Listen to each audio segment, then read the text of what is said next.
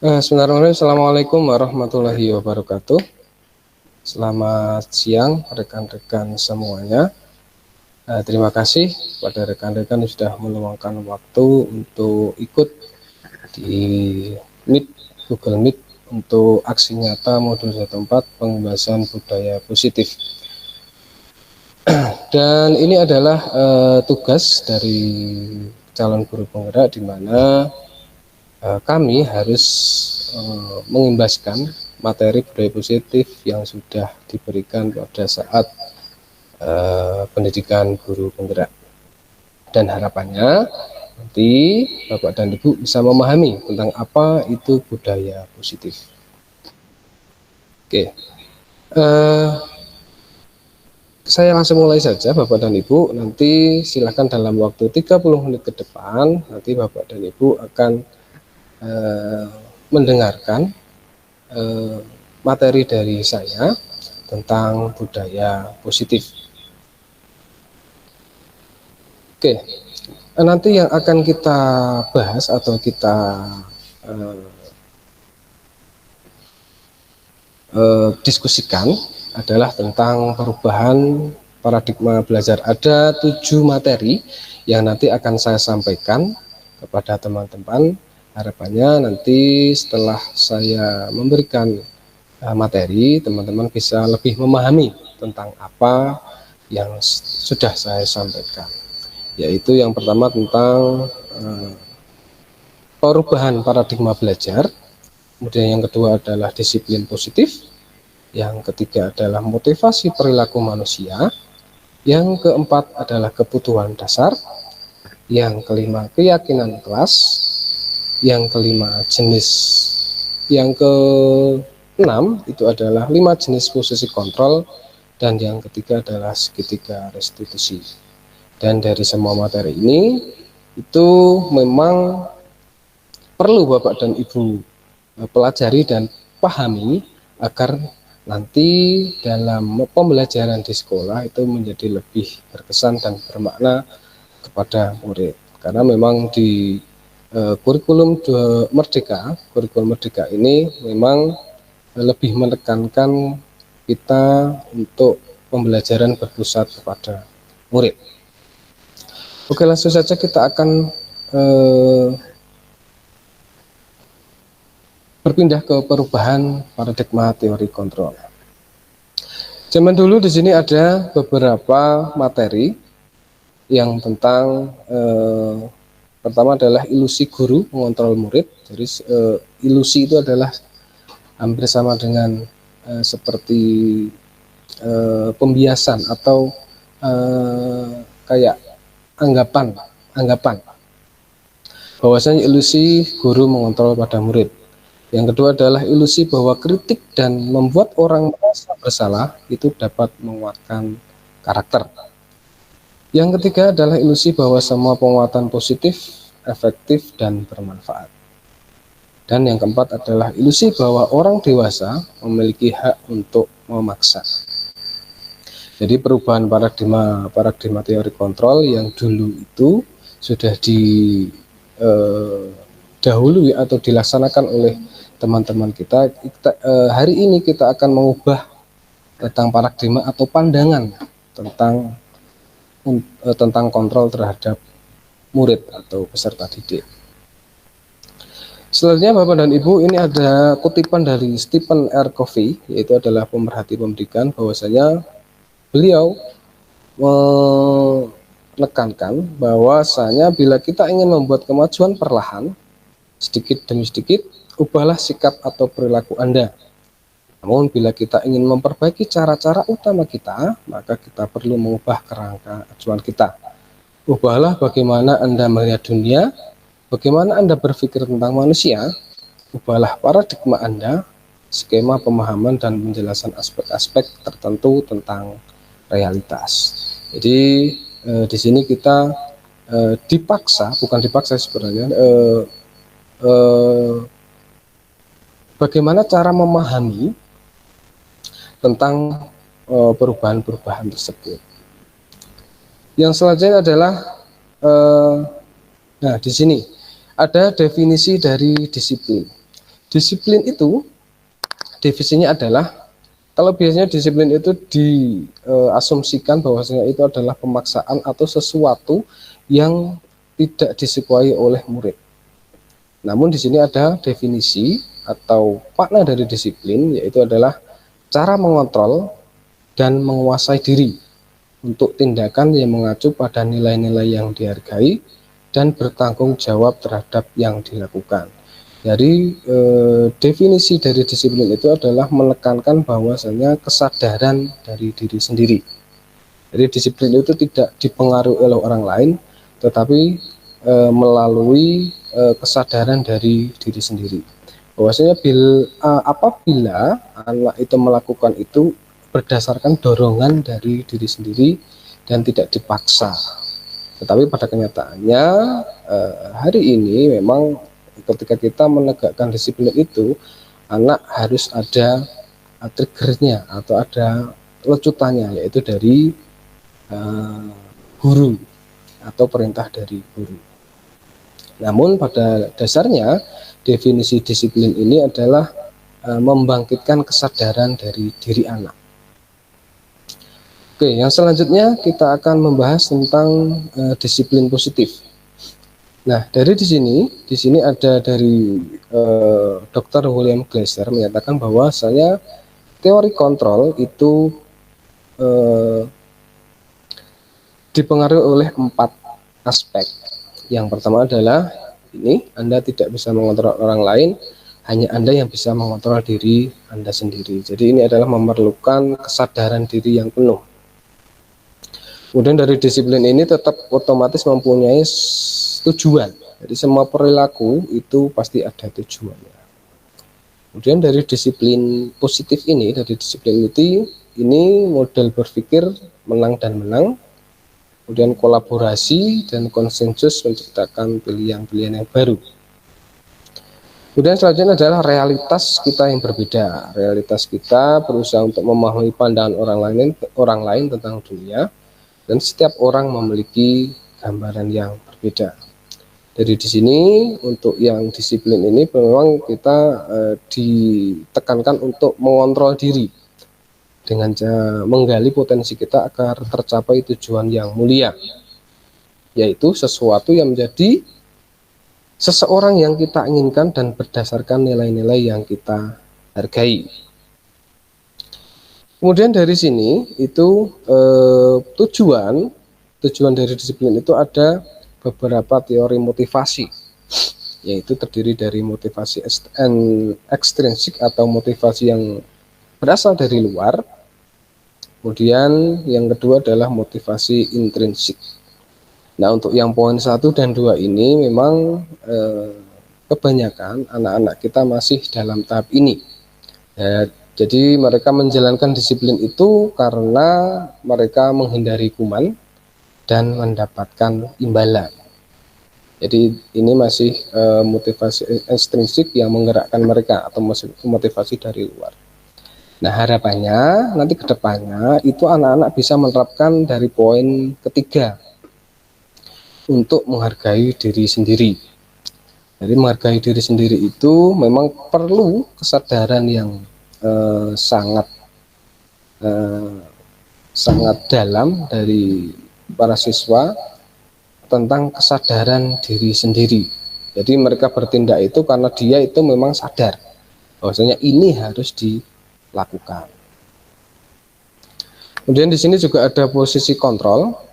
Jadi dari posisi kontrol ini, dari sikap disiplin itu memang harus ada konsekuensinya atau ada sesuatu yang harus dilaksanakan. Jadi ketika ada anak yang tidak melaksanakan disiplin positif itu pasti ada konsekuensinya. Nah, kita sebagai guru itu kita menghadapi atau menghandle semua murid yang tidak melaksanakan disiplin itu ada 5 posisi kontrol. Yang nomor 1 dan 2 itu pasti kita melaksanakan, kita sering melaksanakan, yaitu sebagai penghukum ketika ada siswa yang tidak disiplin. Kemudian yang kedua adalah membuat rasa bersalah. Jadi ketika menghadapi anak yang bermasalah dengan sikap disiplin, maka biasanya kita menjadi seorang penghukum dan seorang pembuat rasa bersalah. Kemudian yang ketiga itu adalah sebagai teman atau sebagai pemantau.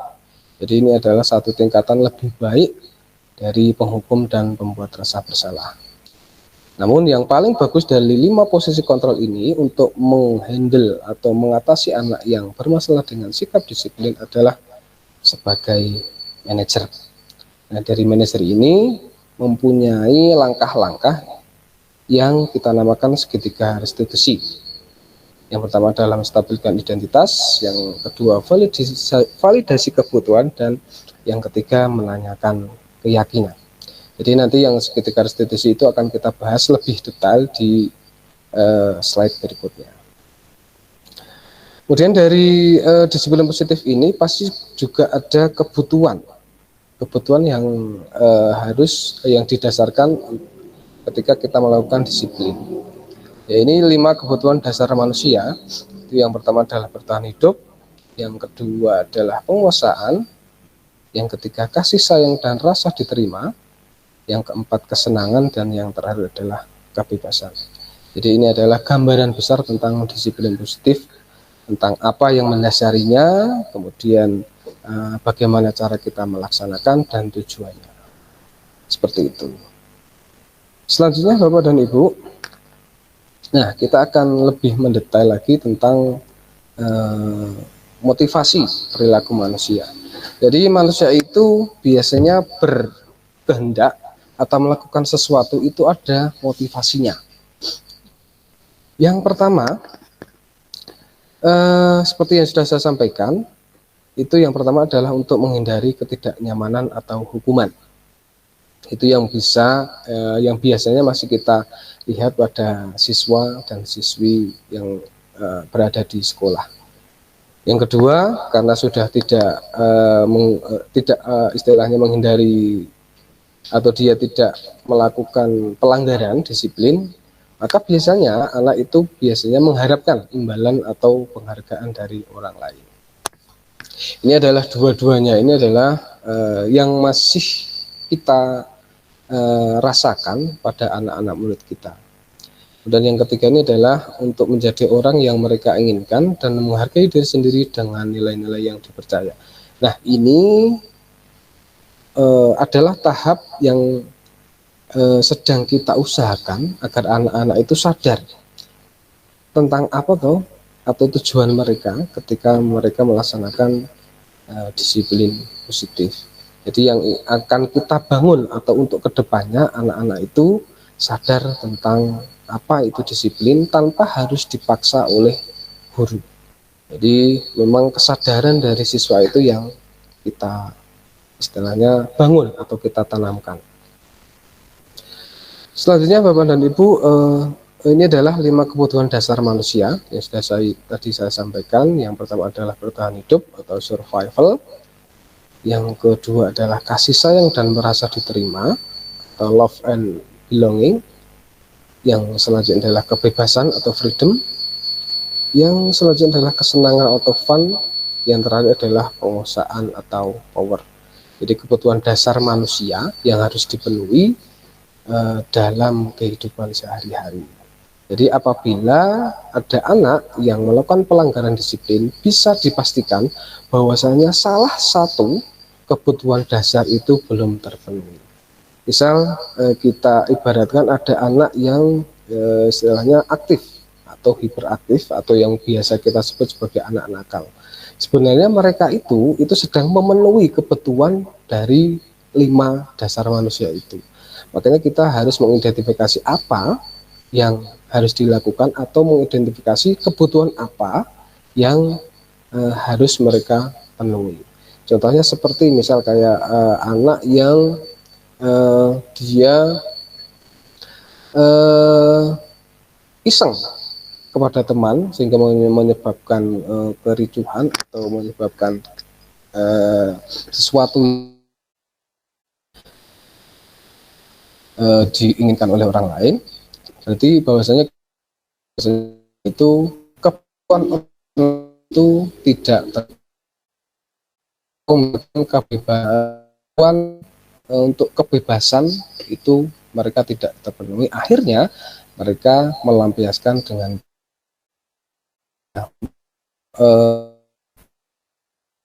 kita menghandle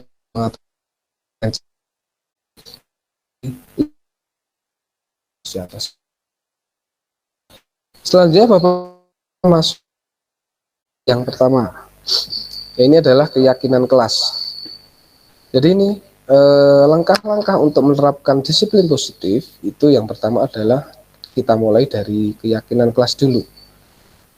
Nah, keyakinan kelas ini nanti dibentuk atau disepakati ketika anak itu memasuki masa pertama masa pertama sekolah setelah liburan.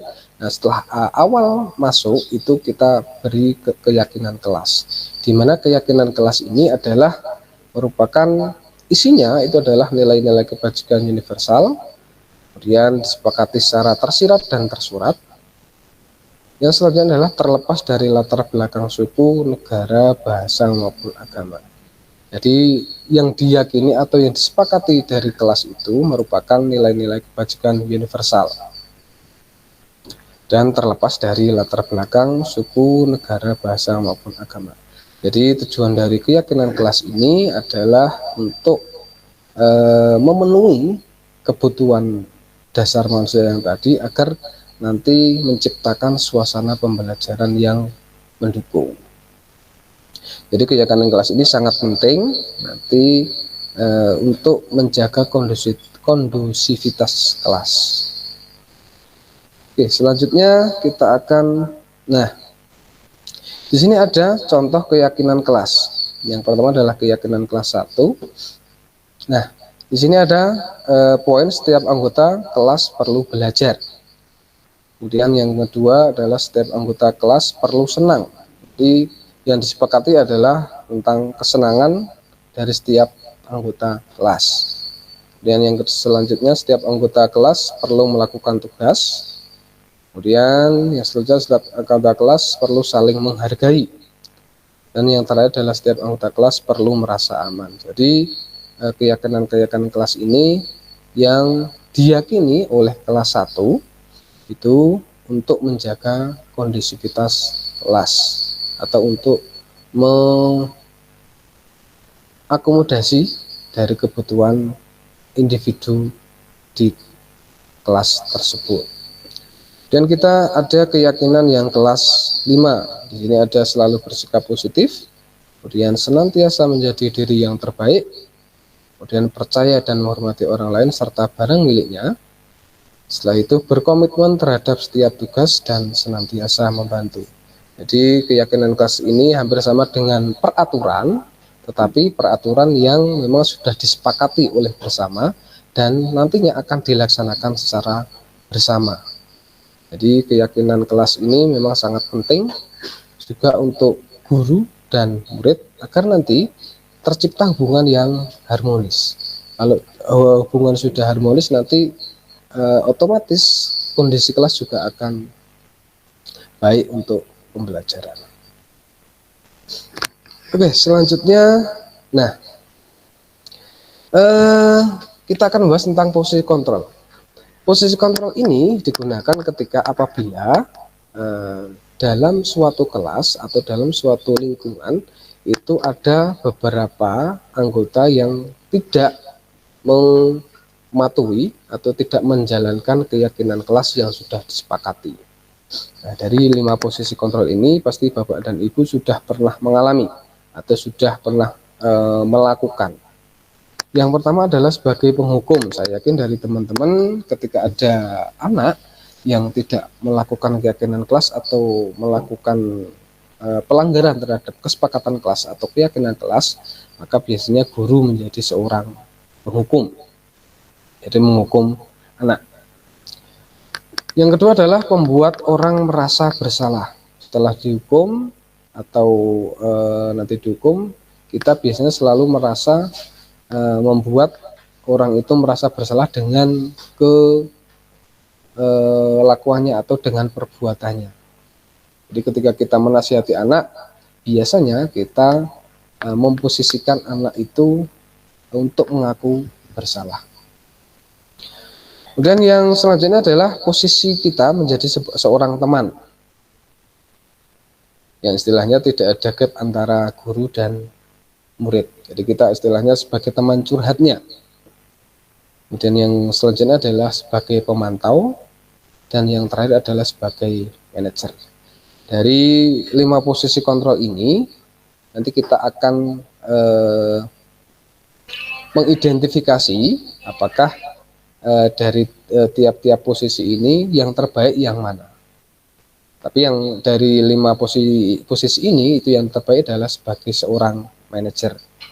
Nah, sebagai seorang manajer itu bagaimana langkah-langkahnya, nanti kita akan lebih detail lagi ke yang materi segitiga restitusi.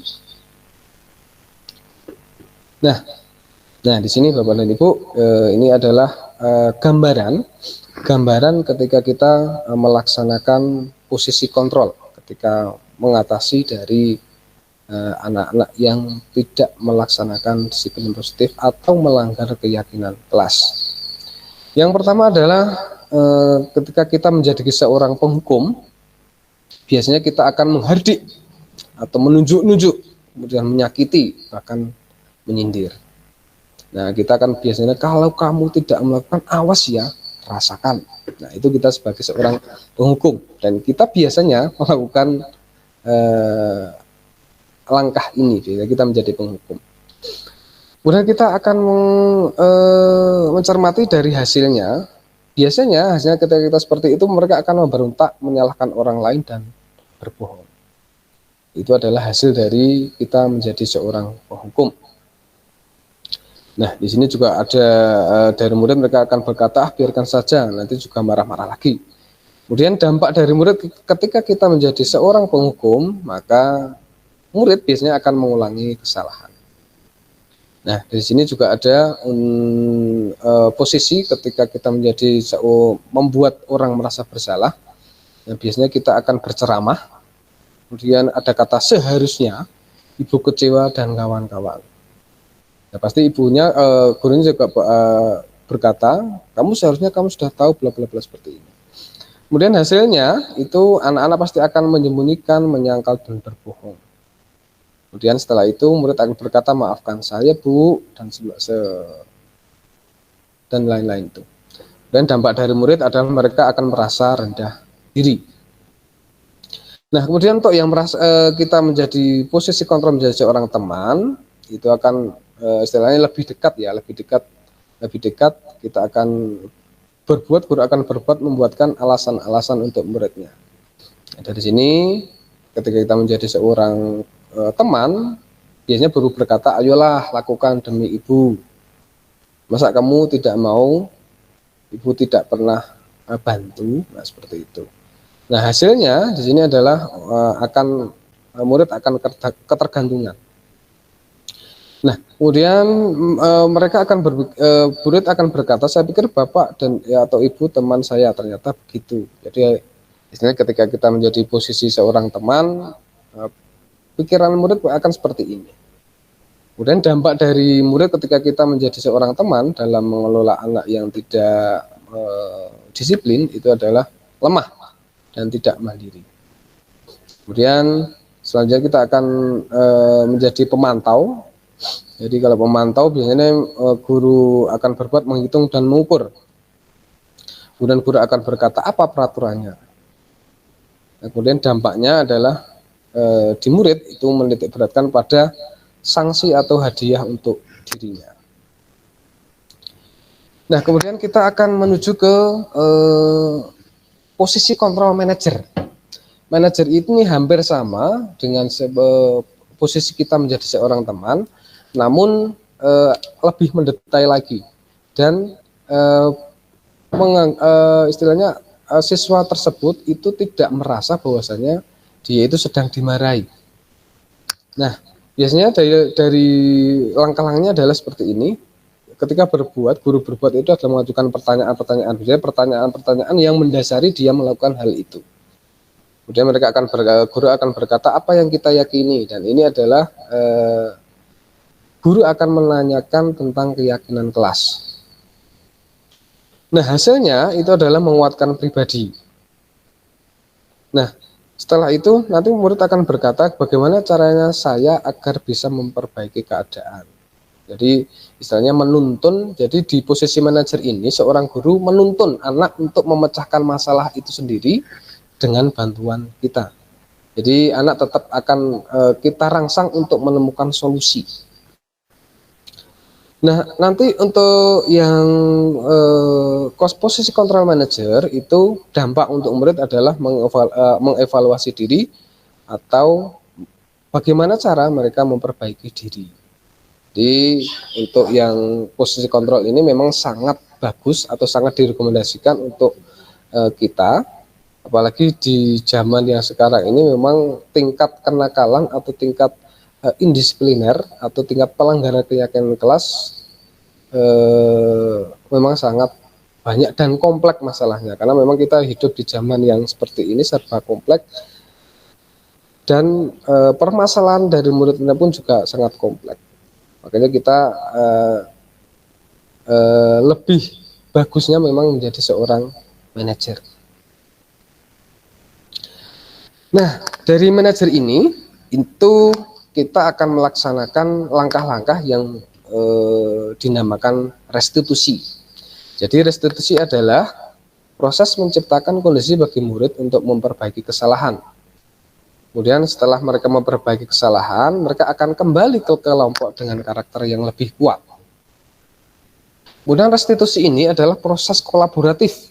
Jadi mengajarkan murid mencari solusi untuk masalahnya. Seperti yang saya sampaikan tadi, ketika kita menjadi manajer, kita kolaboratif atau bekerjasama dengan murid. Kemudian kita mengajarkan bagaimana cara murid mencari solusi untuk masalahnya. Dan yang terakhir adalah tujuan dari restitusi adalah membantu siswa berpikir tentang seperti apa dan bagaimana memperlakukan orang lain. Jadi restitusi ini memang juga bertujuan untuk meningkatkan kesadaran anak dan bersikap kritis anak tersebut. Jadi memang bukan istilahnya kita, karena restitusi adalah kita sebagai seorang manajer, jadi bagaimana hubungan antara siswa dan guru itu memang harus diperhatikan, yaitu dengan cara kolaboratif. Itu mengajarkan murid untuk mencari solusi untuk masalahnya, atau berkolaborasi atau bekerja sama antara murid dan guru itu untuk mencari solusi dari masalah siswa tersebut. Jadi intinya adalah restitusi adalah istilahnya kegiatan guru atau proses guru untuk menghandle atau mengatasi murid yang melakukan pelanggaran terhadap keyakinan kelas atau peraturan yang telah disepakati di kelas tersebut. Nah, dari restitusi ini, atau tadi yang sudah disampaikan bahwa restitusi adalah istilahnya proses untuk memperbaiki kesalahan murid, itu adalah mempunyai restitusi ini adalah mempunyai tiga langkah yang harus dilakukan ketika kita melakukan restitusi kepada murid yang melanggar keyakinan kelas atau peraturan. Yang pertama adalah menstabilkan identitas. Kemudian yang kedua adalah validasi tindakan yang salah. Kemudian yang ketiga adalah menanyakan identitas. Jadi tiga langkah ini yang harus kita laksanakan ketika kita melakukan restitusi atau perbaikan kesalahan terhadap murid yang mempunyai masalah dengan kedisiplinan atau keyakinan kelas.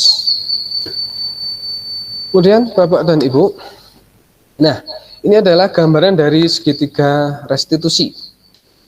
Dari yang pertama itu adalah menstabilkan identitas ini.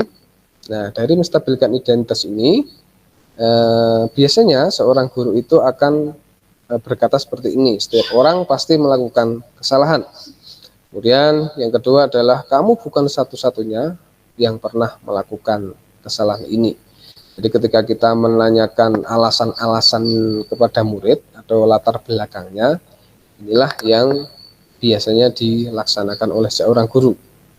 Jadi kita istilahnya bukan memaklumi ya, dari setiap orang pasti melakukan kesalahan ini agar anak itu tenang atau menenangkan diri. Jadi menstabilkan identitas ini adalah proses di mana ketika anak mempunyai masalah ini distabilkan dulu dari kondisi psikologisnya atau dari kondisi kejiwaannya. Karena ketika mereka melakukan kesalahan pasti psikologisnya itu sangat terguncang. Karena biasanya kalau mereka melakukan kesalahan itu pasti mikirnya sudah macam-macam. Apalagi dihadapi oleh seorang guru yang berada dalam satu ruangan dan hanya mereka berdua. Jadi pasti istilahnya pikirannya mereka itu kan akan berkecamuk. Nah makanya langkah pertama adalah menstabilkan identitas dulu. Menenangkan dulu dengan cara seperti tadi, istilahnya kita memberikan pemahaman bahwasanya orang itu melakukan kesalahan dan kawan-kawan seperti itu. Nah kemudian yang kedua dari yang ini menstabilkan identitas sudah, kemudian kita akan memvalidasi tindakan yang salah. Nah di tindakan ini kita menekankan kepada murid juga bahwasanya mereka punya alasan. Jadi kita akan mengulik alasan-alasan mereka, kenapa mereka bisa melakukan perbuatan seperti itu. Nah, dengan cara kita akan melakukan atau membicarakan bahwasanya kamu tentu punya masalah alasan mengapa melakukan itu. Nah, kemudian adakah cara yang lebih efektif memberikan apa yang kamu butuhkan? Nah, di sini kita juga akan mengulik kebutuhan apa toh yang belum didapatkan oleh anak itu sehingga mereka bisa melakukan perbuatan yang seperti itu. Nah, dari validasi tindakan yang salah ini memang intinya adalah kita menanyakan alasan dan kebutuhan apa yang dia itu belum terpenuhi. Nah, setelah validasi tindakan yang salah sudah kita laksanakan, kita akan menanyakan keyakinan. Setelah dia memang benar-benar istilahnya kita tahu alasannya kenapa, kemudian kita juga sudah tahu kebutuhan apa yang mereka butuhkan atau yang mereka istilahnya belum terpenuhi, maka di tahap menanyakan keyakinan ini kita akan menanyakan juga kepada siswa. Keyakinan apa yang telah kalian sepakati atau kita sepakati? Kita menanyakan kembali kepada murid tersebut. Jadi kita akan mereview atau flashback. Jadi keyakinan apa, akan menanyakan keyakinannya. Kemudian kita juga menanyakan tentang kamu ingin menjadi seperti apa toh, seperti apa. Kamu ingin menjadi orang yang seperti apa. Kita juga menanyakan keyakinan, pengennya itu seperti apa. Nah, di menanyakan keyakinan ini sebenarnya juga istilahnya bisa kita tambah dengan tahapan untuk memberikan solusi bagi mereka yang sedang punya masalah tersebut. Jadi kolaborasi di tahap menanyakan keyakinan ini. Nah, jadi untuk segitiga restitusi ini memang 3 tahapan ini yang harus dilakukan secara berurutan. Yang pertama menstabilkan identitas, kita menenangkan anak dulu. Kemudian yang kedua adalah validasi tindakan salah, kita menanyakan tentang alasan kenapa mereka melakukan seperti itu. Dan yang terakhir adalah menanyakan keyakinan. Setelah tahu mereka bahwasanya salah, nah kita lebih menekankan lagi tentang keyakinan kelas yang sudah disepakati. Nah kemudian di menanyakan keyakinan itu juga kita selipkan untuk memberikan solusi bagi anak agar bisa memperbaiki kesalahan tersebut. Nah ini adalah segitiga restitusi atau hal-hal yang dilakukan ketika kita melakukan restitusi terhadap anak yang bermasalah. Nah di sini sudah dijabarkan juga tentang menstabilkan identitas, langkah-langkah guru itu seperti apa di tahap menstabilkan identitas di segitiga restitusi. Bahwasanya guru ini akan berkata seperti ini, berbuat salah itu hal manusiawi, tidak ada manusia yang sempurna seperti yang sudah saya sampaikan tadi. Kemudian yang kedua adalah validasi kebutuhan. Jadi kita menanyakan tentang kebutuhan apa yang belum dipenuhi. kemudian alasannya apa ketika dia melakukan seperti itu. Nah, kemudian yang ketiga adalah menanyakan keyakinan. Bahwasanya guru biasanya berkata, apa nilai yang percaya, apa nilai yang kita percaya di kelas atau di sekolah kita. Jadi kita menanyakan kembali kepada, refleksi kepada anak tersebut. Jadi di tahapan menanyakan keyakinan ini adalah kita melihat bahwasanya kesalahannya itu dihubungkan dengan norma sosial dan nilai-nilai yang mendasari manusia berinteraksi dengan orang lain. Jadi keyakinan-keyakinan yang sudah disepakati di kelas tersebut kita tanyakan kembali, apakah perbuatannya itu sesuai dengan keyakinan yang sudah disepakati atau belum. Nah, ini adalah salah satu pengimplementasian budaya positif di sekolah di tempat saya. Yang pertama adalah tentang kegiatan apel pagi, itu biasanya dilaksanakan pada jam 7. Dan sebenarnya yang di sini ini sebenarnya belum saya edit lagi, yaitu tentang kegiatan siswa itu memungut sampah setelah kegiatan senam pagi. Jadi disiplin-disiplin positif yang sudah saya terapkan di sekolah ini memang mempunyai tujuan masing-masing. Kalau yang kegiatan apel pagi ini memang tujuannya untuk mendisiplinkan siswa agar mereka datang tepat waktu. Kemudian yang kedua, yang di sini yang belum saya edit ini adalah tentang pemungutan sampah atau anak setelah melaksanakan senam pagi, mereka memungut sampah yang ada di halaman tersebut. Tujuannya adalah itu, bahwasanya anak-anak harus mempunyai tanggung jawab tentang kebersihan sekolah di halaman yang mereka punyai di sekolah tersebut. Jadi ketika halaman bersih, maka otomatis suasana belajar juga akan sangat mendukung sekali. Nah, materi sudah habis. Terima kasih Bapak dan Ibu sudah menyimak dari awal hingga akhir. Jadi pada intinya adalah Bapak dan Ibu, dari materi-materi yang sudah saya sampaikan ini adalah hanya sebagai pengenalan saja. Insya Allah teman-teman nanti juga akan menerima materi ini. Jadi intinya adalah materi-materi yang sudah saya sampaikan silahkan untuk diresapi, dipahami, kemudian dilaksanakan, terutama untuk yang restitusi adalah atau cara kita menangani siswa yang masalah. Jadi tadi sudah saya sampaikan juga untuk masalah yang muncul anak tersebut itu biasanya ada kebutuhan yang memang belum dipenuhi. Jadi kita harus mengidentifikasi kebutuhan apa yang mereka harus penuhi sehingga mereka bisa melakukan perbuatan tersebut. Jadi pada dasarnya ketika ada anak yang bermasalah itu memang ada 5 kebutuhan, salah satu dari 5 kebutuhan dasar manusia tersebut yang belum terpenuhi. Jadi teman-teman sekalian ketika menghadapi anak tersebut jangan langsung menghakimi bahwasanya dia itu nakal dan kawan-kawan. Kita harus melihat dari 5 kebutuhan tersebut, karena mereka biasanya ketika melakukan itu mereka biasanya melampiaskan lengkapan atau kebutuhan yang mereka belum penuhi itu, maka mereka lampiaskan di kegiatan yang melanggar dari keyakinan kelas tersebut. Seperti itu yang bisa saya sampaikan. Semoga materi ini bisa bermanfaat buat teman-teman semua dan merubah paradigma atau mengubah pandangan dari teman-teman ketika melihat anak yang sedang bermasalah atau tidak melaksanakan disiplin positif maupun keyakinan kelas yang sudah disepakati di kelas masing-masing.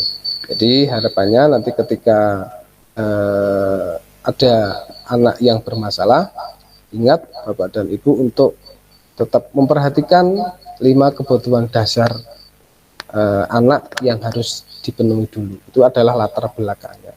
Setelah kita tahu latar belakangnya, maka cara mengatasinya atau langkah-langkahnya adalah seperti yang saya sampaikan tadi, menggunakan restitusi atau segitiga restitusi. Langkah-langkahnya sudah tadi saya sampaikan, bahwasanya ketika kita menghadapi anak yang bermasalah, maka lebih efektif memang menggunakan restitusi atau perbaikan kesalahan untuk menebus, istilahnya menebus kesalahan anak, menebus kesalahan tersebut.